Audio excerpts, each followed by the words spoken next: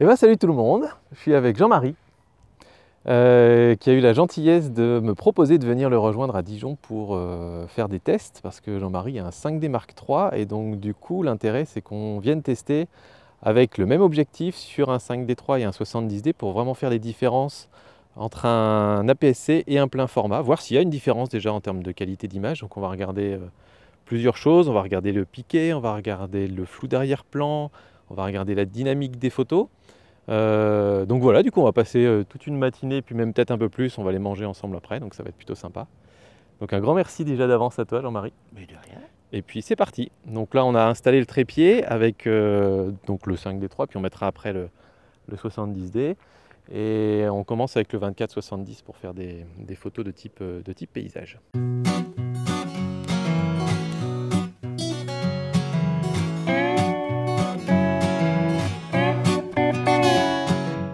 Nous voilà de retour à la maison. Alors je vais vous expliquer très rapidement les types de tests que j'ai voulu faire. Déjà un grand merci pour l'accueil que vous avez donné à la vidéo sur la théorie entre APS-C et full frame. Visiblement c'est un sujet qui vous parle à pas mal d'entre vous, en tout cas un sujet de questionnement. Et donc je pense que c'est bien d'explorer ça le plus loin possible, donc on va continuer. Et je trouve ça toujours intéressant de confronter la théorie avec la pratique. Des fois ça amène des surprises, et là c'est le cas. Donc voilà, je vais vous emmener voir ça directement sur l'ordinateur. Juste pour vous expliquer très simplement les tests que j'ai faits, alors c'est essentiellement pour mon usage de la photographie, donc plutôt paysage, mais j'ai quand même testé quelques trucs pour le portrait.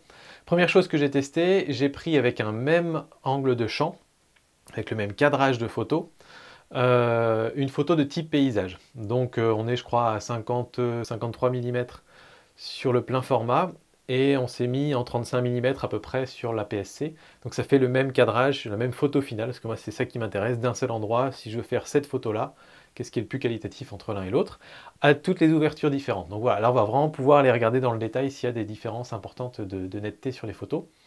Ensuite j'ai fait le même test avec un 70-200, donc là l'idée c'était toujours en configuration paysage, c'est-à-dire avec une mise au point proche de l'infini. Alors je ne sais plus exactement quelle focale, mais on le verra de toute façon après. J'ai fait un test de dynamique juste pour le plaisir, donc là j'ai fait des photos en les sous-exposant de 1 stop, 2 stops, 3 stops, 4 stops, et puis on va déboucher les ombres pour voir un petit peu ce que ça donne. Enfin remonter l'exposition en tout cas.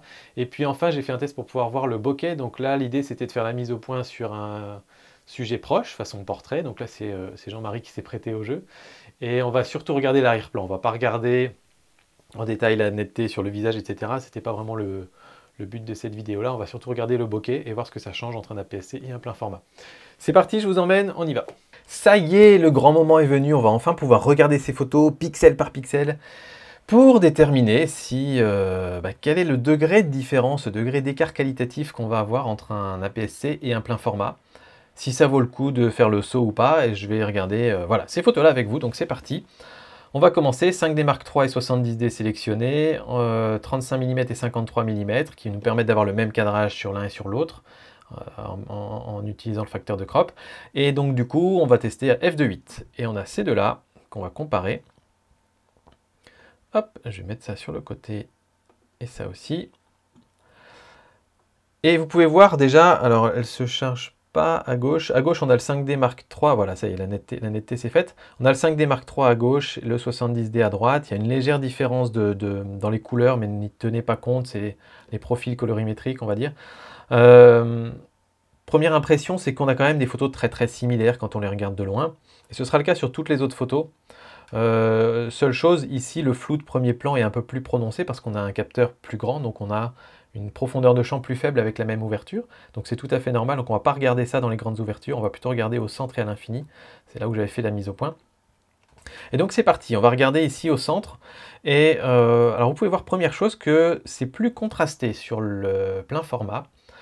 C'est dû au fait qu'il y a un petit peu moins de bruit numérique, même à 100 ISO, à ISO 100, il y a du bruit numérique, parce que les capteurs sont plus gros, et donc ça permet d'avoir des noirs plus profonds, des blancs plus blancs, etc. Ça bave un peu moins entre les pixels, donc ça permet d'avoir des photos un tout petit peu plus contrastées, donc voilà, ça c'est une première observation. Après, en termes de qualité ici, qualité optique, je vois personnellement pas de grosse différence. Il ne faut pas oublier qu'on est à 100%. Moi, je vois pas spécialement de différence dans la quantité de détails. Donc pour moi, alors je vais juste garder ça pour avoir ma petite fenêtre. Donc pour moi, c'est vraiment très très similaire. Ensuite, si on va sur la droite, on peut voir que, alors, première observation, c'est que la photo est loin d'être nette sur les côtés. Ce qui veut dire qu'il y a des défauts optiques sur cet objectif. Alors cet objectif, c'est le 24-70 de chez Tamron, qui a plutôt bonne réputation. Donc voilà. Et vous pouvez voir que c'est plus flou sur le 70D que sur le 5D Mark III. Quand on revient ici au milieu, c'est assez similaire avec un tout petit peu plus de détails, on va dire, sur le 5D Mark III. Mais c'est vraiment très léger. Et quand on va à gauche, par contre, c'est l'inverse. C'est plus flou sur le 5D Mark III. Donc on a quelque chose de pas... C'est pas évident, en fait. C'est pas évident. On voit ici, c'est loin d'être aussi net sur le 5D Mark III que sur le 70D. Même ici encore, hein, sur toute la partie gauche, en fait. Il n'y a que quand on revient vers le milieu que ça redevient similaire en qualité. Donc j'ai pas vraiment de gagnant sur ce comparatif à 2.8. Je mettrais le 70D légèrement gagnant, mais de peu. Ensuite à F4, au centre, vous voyez, pour moi c'est encore similaire, c'est encore très similaire. À droite, on retrouve un petit peu les mêmes soucis que tout à l'heure, mais un peu moins marqués sur le 5D Mark III. Voilà, toujours un poil meilleur, le 5D Mark III ici. Là au centre, ça commence à être vraiment similaire entre les deux. Et ici, dès qu'on va à gauche, à nouveau, c'est le 70D qui reprend la main. On voit bien ici beaucoup plus de détails que sur celle-là. Alors ça peut être un défaut de l'objectif. Mais voilà, le fait est que le 70D va prendre vraiment que la partie centrale de l'objectif, qui est en général la partie la plus propre optiquement parlant. Donc c'est aussi pour cette raison-là qu'on va avoir des photos un peu plus correctes. Mais pour moi, en fait, à droite ici, c'est... bon non, hein. J'ai essayé de me dire qu'il y avait peut-être que le 70D était peut-être... Si, il est un peu moins pire quand même, parce qu'ici à droite, tout à droite, c'est vraiment pas super. Par contre, dès qu'on avance un petit peu, ça redevient équivalent entre les deux. Par contre, à gauche, sur un bon tiers, c'est vraiment beaucoup plus mauvais sur le 5D3. Donc pour moi, le 70D est quand même un petit peu meilleur sur ces focales-là. À f5.6, c'est le premier comparatif, on va prendre le temps, les autres on les passera un petit peu plus vite. À f5.6, comme vous pouvez voir au milieu, c'est encore vraiment le même genre de détails. Pour moi, c'est très équivalent sur les deux. Voilà, on peut voir les petits arbres ici, là on a vraiment le même genre de détails dedans. C'est très similaire. Ici, toujours le 5D3 un petit peu meilleur. Ici, là-haut au centre, c'est toujours, là c'est équivalent, hein, clairement c'est vraiment équivalent les deux. Et puis à gauche, toujours le 70D un peu meilleur, mais le 5D3 commence à être utilisable. Ça commence à être à peu près utilisable, là beaucoup moins. Mais par ici à peu près, c'est... Voilà, ici on voit par exemple, ça commence à être bon. Alors la raison elle est assez simple, hein, c'est qu'en fermant le diaphragme, naturellement la lumière qui vient de complètement sur les bords de l'optique va être beaucoup moins impactante sur la photo. Et donc le 5D3 en fermant le diaphragme va lui aussi utiliser de moins en moins les bords de l'objectif. Donc voilà, à f8, là j'ai beaucoup de photos, mais je sais qu'il faut prendre ces deux-là. Toujours le 5D, donc le plein format à gauche, la PSC à droite. Et là, je ne sais pas si vous le constatez, parce que c'est assez subtil, mais on commence à voir une légère dégradation sur la photo du 70D. Là où le 5D Mark III là, est très détaillé. Donc pour moi, il commence à y avoir une différence au centre. Le plein format commence à prendre le dessus. Ici sur le côté, bah, c'est toujours un petit peu moins bon sur le 70D. Hein. Même pas terrible du tout quand on est vraiment sur le bord comme ça. Quand on revient ici, voilà, le 70D est moins bon. En haut, un tout petit peu pareil, c'est un tout petit peu plus mou sur le 70D. Et à gauche, ça commence à être équivalent. Ça commence vraiment à être équivalent entre les deux. C'est équivalent, c'est vraiment la même chose à gauche. Donc voilà, à f8, on peut le dire, le 5D Mark III a repris le dessus sur le piqué global de la photo. Voilà. On va aller à f11, on va aller voir jusqu'à f22, vous allez voir, c'est intéressant. Hop, à f11 au centre. Alors, on peut voir ici que ça commence vraiment à altérer le piqué de la photo. Alors, c'est étonnant parce que moi, j'avais l'habitude j'avais testé sur mes objectifs et f11 restait tout à fait correct sur APS-C. Là, ici, on commence vraiment à perdre en détail. Là où, encore une fois, sur le 5D Mark III, c'est là où on en a le plus des détails. Quand on est à f11, sur le côté, évidemment, c'est toujours avantage au plein format. Ça va pas changer le côté droit. Et sur le côté gauche, on commence à avoir plus de détails dans les rochers ici que sur le 70D. Et clairement, le 5D Mark III a pris l'avantage. Les branches de devant, on peut commencer à les regarder maintenant. Et il y a beaucoup plus de détails aussi sur le 5D Mark III. Donc là, sur toute l'image, le 5D Mark III est meilleur. Ça reste complètement exploitable hein, sur la PSC. Il ne faut pas non plus faire la fine bouche, d'autant plus que je zoome à 100%. À f16, alors voilà, à f16, pour moi, ça commence à devenir vraiment intéressant parce que là, clairement, sur la PSC, c'est très mou. Et moi, c'est le type de photo où là, je commence à me dire c'est plus exploitable. Enfin, en tout cas pour moi, par rapport à mes exigences. Je n'utiliserai pas cette photo prise à f16, alors que sur le plein format, bah, c'est même la meilleure photo jusqu'à présent, parce que ça devient de plus en plus net sur les bords de la photo, en fait, au fur et à mesure qu'on ferme le diaphragme sur le plein format. Donc clairement, voilà, là, on voit la différence. On voit tous les détails ici qu'il y a dans les arbres, et ici, ça commence à être une petite bouillie. Voilà, c'est assez évident si vous regardez un peu la maison là. Il n'y a vraiment pas de discussion possible. Et voyons voir F22 pour voir si c'est exploitable sur le plein format. Vous vous doutez bien que sur la PSC, ça va pas vraiment être exploitable. Si je zoome au milieu, hop, voilà. Vous inquiétez pas, ça va pas devenir net, elle est comme ça la photo. Donc c'est vraiment... pour moi, c'est clairement pas utilisable. Et ça commence vraiment à se dégrader sur le plein format quand même.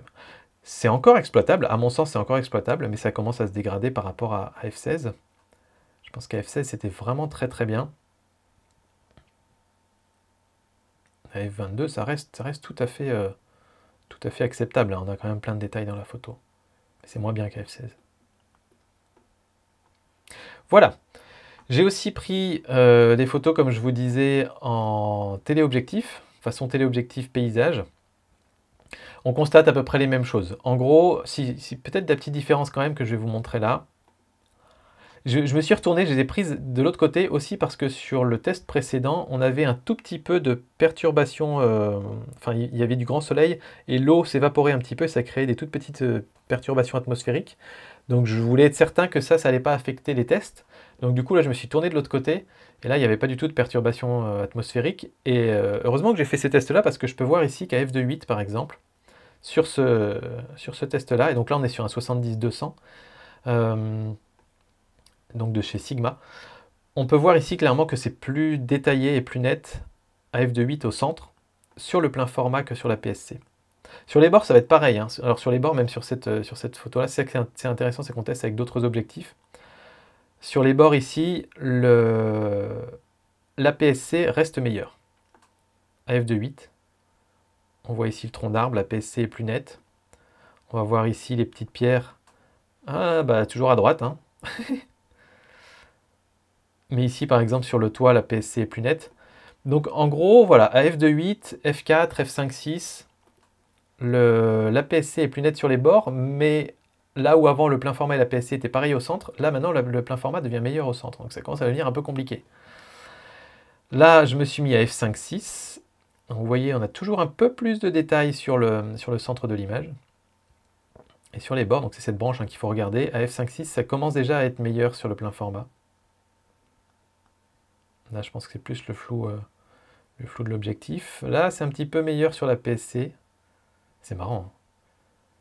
Et là, c'est kiff-kiff. C'est vraiment kiff-kiff. La toiture, un poil meilleur sur la PSC. Donc voilà, f5.6, on est encore à peu près kiff-kiff. C'est vraiment la limite entre laquelle on passe de... Soit les deux sont équivalents. Voilà, sur 70-200, là, j'ai envie de dire, les deux sont à peu près à niveau équivalent, avec des variations, jusqu'à f5.6. Et à partir de f8, le plein format devient clairement plus intéressant. Voilà, je vais vous montrer f8, comme ça vous ferez votre idée. f11, f16, vous l'avez vu sur l'autre, ce sera similaire sur celui-là. Mais ici, on voit, on a plus de détails dans la branche que ici. Et même le tronc commence à devenir plus détaillé sur le plein format que sur la PSC. Les petites pierres ici sont plus détaillées aussi. Et la toiture, un peu plus net aussi. Donc voilà, tout à f8 est plus intéressant sur le plein format. Donc voilà, ce basculement se fait vraiment aux alentours de f5.6 en fait. Donc mini conclusion sur la question de piqué, de netteté des photos. Je suis assez étonné de voir déjà que les objectifs sont pas forcément extraordinaires sur plein format, pas tous, même des objectifs qu'on dit qualitatifs, ils ont des défauts, et ils ont des défauts qui sont parfois à peu près aussi forts que sur un APS-C. J'ai toujours, moi, dit par exemple que mon Tokina 1116, qui est le meilleur, l'un des meilleurs en tout cas, objectif ultra grand angle pour APS-C, qu'il était un peu mou sur les bords et qui était un peu flou sur les bords. Surtout parce que c'était un objectif pour APS-C et que du coup ça voulait dire un très très grand angle et donc du coup c'était difficile à fabriquer. Et je me suis toujours dit, sur plein format, de toute façon il n'y aura pas ces soucis-là, les objectifs sont entre guillemets plus faciles à faire et de meilleure qualité. Et là je vois que c'est pas forcément le cas, donc il va falloir que je teste un peu des objectifs comme ça, parce que si ma raison principale de passer sur plein format c'était d'avoir des meilleurs objectifs, bah attention, c'est pas toujours le cas. Donc voilà, première surprise. Deuxième surprise, c'est que dans certains cas, le 70D s'en sort mieux que le plein format. Donc l'APS-C s'en sort mieux que le plein format. Sur certaines optiques qui ne sont pas justement parfaites optiquement. Et là, j'étais étonné de voir quand même que dans les grandes ouvertures, alors souvent on achète un plein format pour l'utiliser dans les grandes ouvertures, parfois dans les grandes ouvertures, l'APS-C peut s'en sortir mieux. Donc si vous n'avez pas forcément besoin des immenses ouvertures, des 1.4 et tout ça, c'est peut-être plus intéressant pour vous de garder un APS-C en fait, et de mettre dessus des objectifs plein format. Ça peut être un bon plan. Si vous faites, je sais pas, de la photo à main levée de nuit ou dans les bâtiments, des choses comme ça, et que vous faites souvent des photos à f2.8, à f1.8, que vous n'avez pas forcément besoin d'avoir un énorme flou d'arrière-plan, ou si vos portraits à f1.8 sur APS-C vous plaisent, restez peut-être sur APS-C en fait, c'est peut-être pas plus mal, parce que il n'y a pas de facteur magique de plein format en fait. C'est ça dont je me rends compte là, c'est qu'en passant sur plein format, la photo n'est pas instantanément plus nette, contrairement à ce qu'on aurait pu imaginer en regardant la théorie. Et enfin, troisième point, et ça c'est vraiment un point crucial pour moi qui fais beaucoup de photos de paysage, c'est qu'on a une plage d'utilisation d'ouverture qui est quand même beaucoup plus grande sur un plein format que sur un APS-C. Sur l'APS-C, en gros, si je veux une photo bien nette et bien piquée, je vais devoir la faire vraiment en gros entre f5.6 et f11, sachant qu'f5.6 et f11, on n'est pas super net. C'est ma plage acceptable, on va dire. Sur un plein format, ma plage acceptable, elle va aller quasiment de f4 à f16. Donc ça me permet en fait d'avoir un stop de plus des deux côtés, et donc de pouvoir diviser par 2 le temps de pause ou multiplier par 2 le temps de pause par rapport aux paramètres extrêmes que je pouvais faire jusqu'à présent. Et encore, à f16, on a vraiment encore une très bonne qualité, je pourrais même pousser jusqu'à f22. Donc ça, pour moi, en photographie de paysage, où c'est parfois très important de bien régler le temps de pause sur des cascades, sur des filets de nuages, quand on met des filtres par-dessus, etc., c'est un gros avantage. Pour la photo de paysage, encore une fois.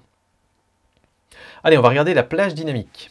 Alors, pour regarder la plage dynamique, je me suis mis encore une fois en configuration paysage. L'idée, c'est de se mettre à ISO 100 et de déboucher les ombres. Pour vraiment bien voir ça, j'ai fait des photos où il n'y a que des ombres dedans. Donc j'ai sous-exposé des photos, sous-exposé d'un stop, de 2 stops, de 3 stops, de 4 stops. Donc ce qu'on va faire, c'est qu'on va déboucher les ombres, même plutôt, comme c'est toute la photo qui est une ombre, on va augmenter l'exposition. Et on va l'augmenter de 1 stop pour la photo qui était à -1. On va l'augmenter de 2 stops pour la photo qui était à -2. 3 stops pour la photo à -3, et puis 4 stops pour la photo à -4. Et ensuite, on va comparer ça. Donc pour comparer la plage dynamique, voilà toutes nos photos rééquilibrées. Je vais prendre les photos à 1 demi-millième de seconde parce que c'est celle qui était exposée à -4 stops. Et on va comparer les niveaux de grain qu'on a dans les ombres. Donc on va regarder les zones un peu sombres, on en a par là notamment. Voilà, on va attendre juste que la netteté se fasse. Et là on peut bien voir le bruit qu'on a sur le 5D Mark III et le bruit qu'on a sur le 70D. Sur le 70D c'est un peu plus présent.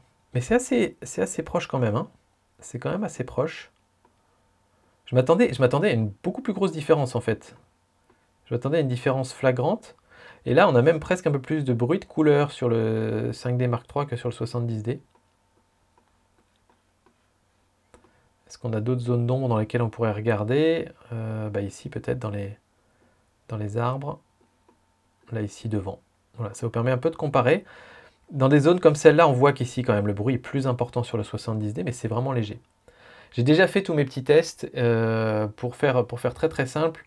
J'ai remarqué qu'entre le 70D et le 5D Mark III, pour moi, il y avait environ 2 tiers de stop de différence.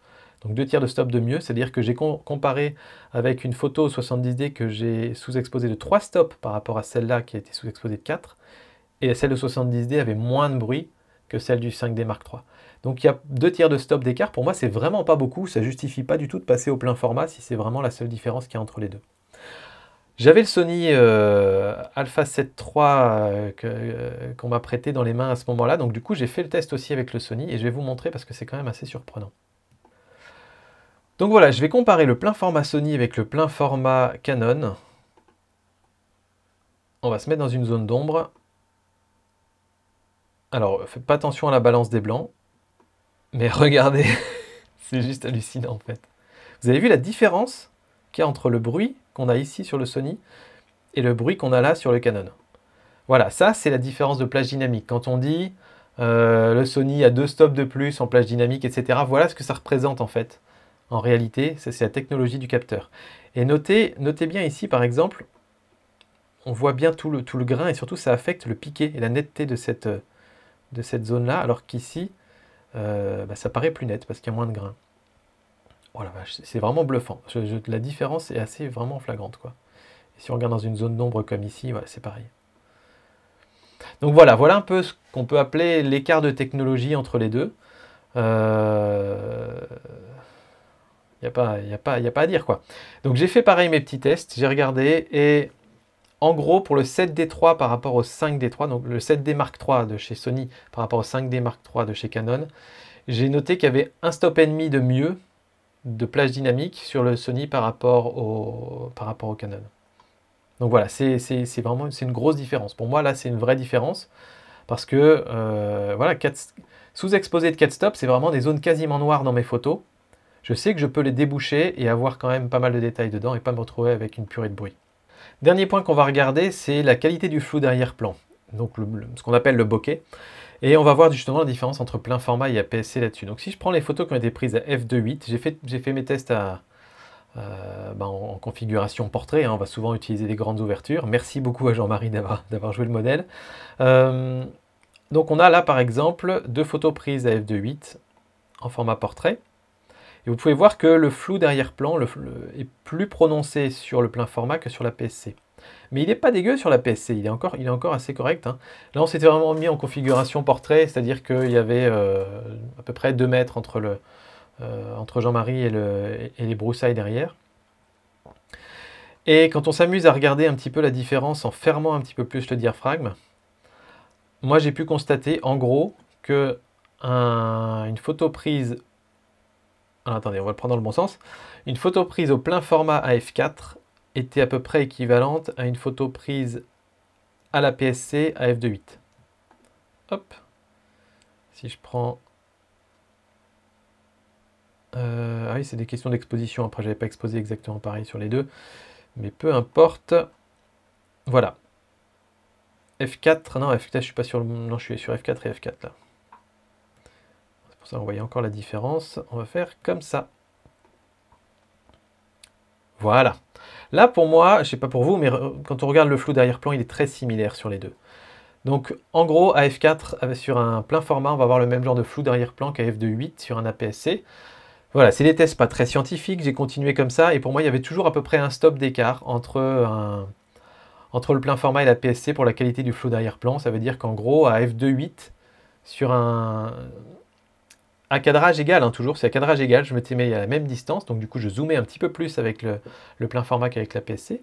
À cadrage égal, toutes conditions similaires, on a à peu près un stop d'écart en termes de qualité de flou. Donc à f2.8 sur un APS-C, vous aurez la même chose qu'à f4 sur un plein format. Et donc à f1.8 sur un APS-C, vous avez la même chose qu'à f2.8 sur plein format.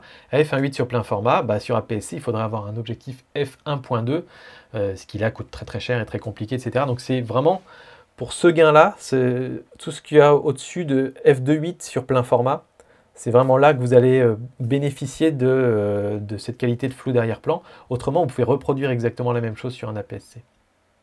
Voilà, on a fini tous ces longs comparatifs, ces longs tests. Je suis désolé, ça a pris beaucoup de temps, mais je pense que c'était important de tout regarder dans le détail. J'espère que ça vous aura apporté de l'information. Voilà un peu mes conclusions à moi. Il n'y a pas d'énorme bond qualitatif entre un APS-C et un plein format. Il n'y a pas de magie en tout cas, il n'y a pas de truc magique où quand on passe sur plein format, d'un seul coup, toutes les photos sont hyper nettes, ça fait saigner les yeux et tout. Non, ça n'existe pas. Il y a des défauts d'objectif sur les pleins formats, il y a des photos qui sont moins bonnes que d'autres, etc. Comme sur n'importe quel appareil photo en fait. Donc pour moi, ça casse déjà un petit mythe, donc je trouve ça intéressant de toucher ça du doigt. Et après, il y a même des situations où parfois la PSC donne des photos de meilleure qualité que le plein format. Après, les situations où le plein format donne des meilleures photos que la PSC sont beaucoup plus nombreuses quand même.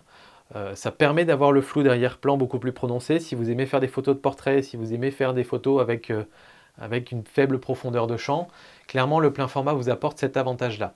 Ça permet d'avoir beaucoup plus d'options de prise de vue pour faire des photos de paysage. Ça, c'est pour moi hyper important.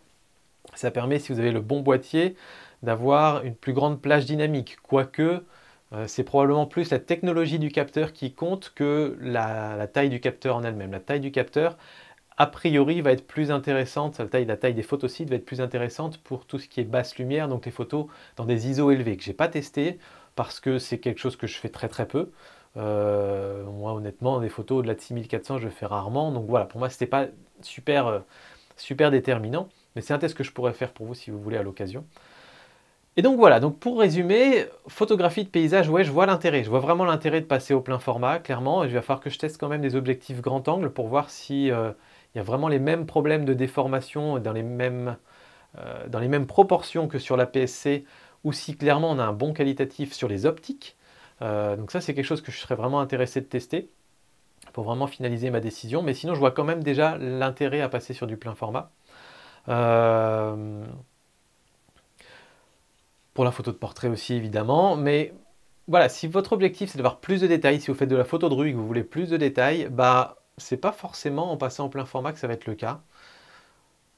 La PSC est très bien pour plein de choses, pour je pense la photo animalière aussi, parce que la photo animalière, globalement, on va vouloir surtout des très bons objectifs.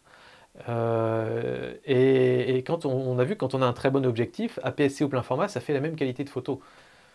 Donc voilà, quoique un petit peu quand même sur l'arbre, on avait vu qu'il y avait un léger avantage pour le plein format quand même sur ces détails-là. Donc voilà, à vous de peser le pour et le contre. Mais comme vous avez vu, c'est quand même pas si radical que ça. Et contrairement à ce qu'on avait dit dans la vidéo sur la théorie, c'est pas systématiquement il y a un bon qualitatif de 25 ou 30%. Ça dépend des circonstances. Et j'espère qu'avec cette vidéo où vous avez pu voir les cas où c'était plus intéressant en APS-C qu'en plein format et les cas où c'était l'inverse, ça vous aidera à mieux faire votre décision. Voilà, moi je pense que mon esprit va quand même toujours dans la direction de passer sur du plein format, notamment chez Sony, parce que vous avez vu cette histoire de plage dynamique qui est quand même assez impressionnante à mon sens. Donc pour l'instant je reste dans cette idée-là, je vais tester, mais si par exemple je teste des optiques grand angle, ultra grand angle, et qu'il n'y a pas de bon qualitatif par rapport à la PSC, je pense que je reviendrai sérieusement sur ma décision et que je resterai sur la PSC. Voilà, c'est pas fait encore, c'est pas fait. Bref, je vais continuer tous ces tests. En tout cas, merci à vous d'avoir suivi cette longue vidéo. Merci encore à toi Jean-Marie pour m'avoir prêté ton matériel, pour avoir fait ces tests de façon la plus scientifique possible. En tout cas, on essaye. Et j'espère que ça vous aura plu. Et puis, on va continuer ce petit bonhomme de chemin vers le plein format, vers les Sony éventuellement. A très bientôt pour d'autres vidéos. Abonnez-vous, mettez la petite cloche et puis à bientôt. Ciao!